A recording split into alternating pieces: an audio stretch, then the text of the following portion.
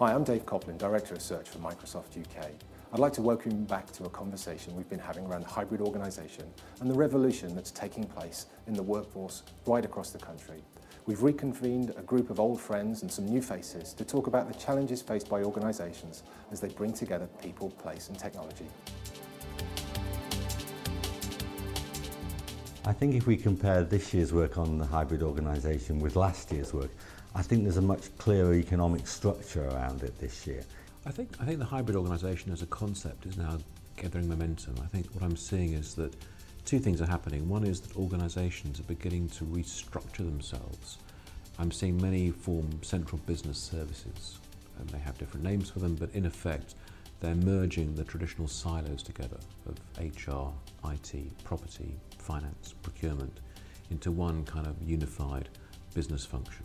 The thinking about the hybrid organisation has fundamentally shifted based on our experience from the last 12 months. What we lack is, so what? So what are we going to do? How do we help organisations make sense of this? Not everybody wants to be ultimately hybrid. They all want to aspire to some level of more of a hybrid way of operation.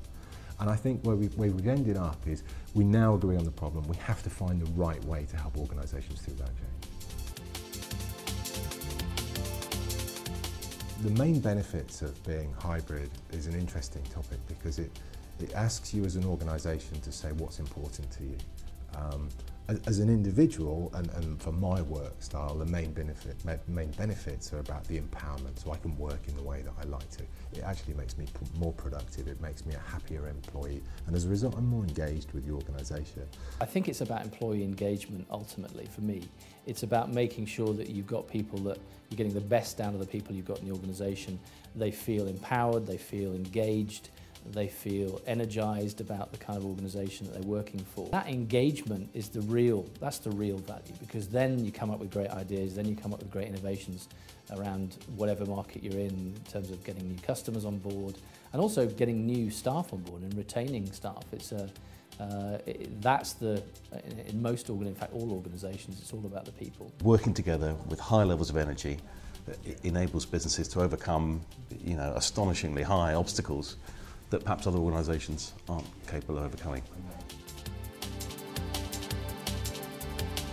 I think the main challenge to moving towards hybrid is what do you do first? And I think the concept of an index about how you analyse where you are as a business, what your culture is essentially from a small business right the way through to large enterprises, how do you make that first step? I think the biggest challenge to making it reality is the business case. It's establishing a robust business case and getting to the leadership for them to understand the art of the possible. Because I think many companies carried on the way they've carried on, but to rethink and to step back is hybrid, and therefore you have to understand why and what. The barriers are considerable. Just the status quo, vested interests, internal politics, all this sort of thing. And I think actually there's an additional barrier which people sometimes think is a driver, but I don't think it is. If you think of sort of cost saving as this driver for this flexible organisation, I don't think you're going to get there. I think if you focus on cost, you're missing the point. That's a barrier actually. There's some very simple things that again, I've seen successful high growth businesses do. One of the most fundamental is actually trying to find out what their people think. Employee engagement surveys are actually a very powerful tool, and I've seen them used very well by good leaders, and there have to be good leaders who can act on the conclusions of those surveys. But I've seen those surveys provide some very interesting and helpful ammunition for good leaders to create change in the organisation.